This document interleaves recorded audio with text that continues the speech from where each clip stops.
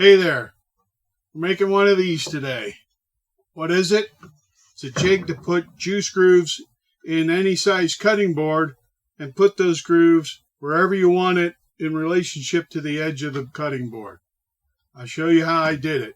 All I knew is I wanted to make some sort of a jig so it could be repeatable from one cutting board to the next. I also wanted it to be used on any size cutting board I might have, plus be able to put the juice groove at any distance from the edge. And I didn't want to spend a lot of money on it either. With all that in mind, I designed and built this jig for cutting boards. Like any jig, I started off by cutting down some 1/2-inch plywood into various size strips. I have 4 longer pieces that'll make up the basic frame for this, and some feet to go on those, plus some side pieces that'll make more sense what they're for later on. These additional side pieces are smaller and will protrude inward from the center of each side of the frame. These side pieces will have a couple of functions. 1, they'll hold the cutting board in place. And 2, working in tandem with the frame itself, they'll be able to adjust where the juice groove actually goes on the cutting board. The frame and the extra side pieces will all get T-tracks in them, so I'll use a data stack to put a groove in all those pieces. For those of you that might have noticed, yes, my table saw is a DeWalt job site saw, and it does indeed allow you to put a data stack on it. Once I'm done putting in all those slots, I'll switch over to a regular blade and my crosscut sled so I can cut down all the T-track to the lengths we need. We are finished with the table saw with this project, and now time to put in all the T-track we just cut into those lovely slots we made. The fit was nice and snug, and with a few screws in on each section of track, these aren't going to go anywhere. Next, we need to put in 4 slots, 2 slots on 2 sides of the frame. Plus, we need to drill 4 holes, a hole in the center of each side of the frame.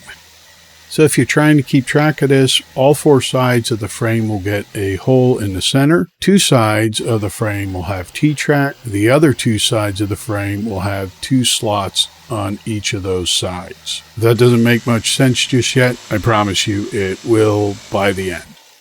And the holes for the slots was just so I could use the jigsaw to cut the slots out. The smaller side pieces all get T-track as well. 2 of them have a base and an extra piece added to it, where the other 2 are just the base. We have 4 feet to glue on, 1 on each end of the sides that have the T-track on it. The sides that have the slots in it will not have feet. I did not add screws to the feet, but that wouldn't be a bad idea. However, I don't think there'll be much stress on those, so gluing those on will be plenty strong. Now, each of those 4 holes we drilled in the center of each side will get a T-track bolt and knob attached to it. And on the other side of these T-bolts will go the 4 additional smaller side pieces. But before we do that, we'll take a piece of 1/8-inch rubber and cement it onto the edge of each of those small pieces. Since this is where our jig makes contact to the cutting boards, we do this to keep it from scratching the wood and also to prevent it from slipping around on us. We'll hold that in place with just some masking tape until it dries. Now that each of the individual pieces are done being made, we can start putting this whole thing together. Alright then, what goes where? Right now we should have a total of 8 pieces. 2 side pieces of the frame that have T-track on it, 2 side pieces of the frame that have slots in it, 4 total smaller pieces, 2 of which are just a base and that have T-track in it, and the other 2 are a base and an extra raised piece with T-track in it. The 2 smaller pieces that are just the base go with the sides of the frame that have just the T-track in it. And the other 2 smaller side pieces that have the base and the extended piece go with the sides of the frame that have the slots. All 4 of the smaller pieces get connected to the T-bolt that goes through the hole in the center of all 4 sides.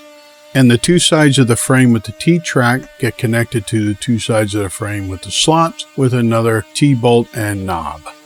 And how does this all work? So the frame itself gives you the basic size of your cutting board. The smaller pieces with the rubber on them hold the cutting board actually in place and secure so it doesn't move around.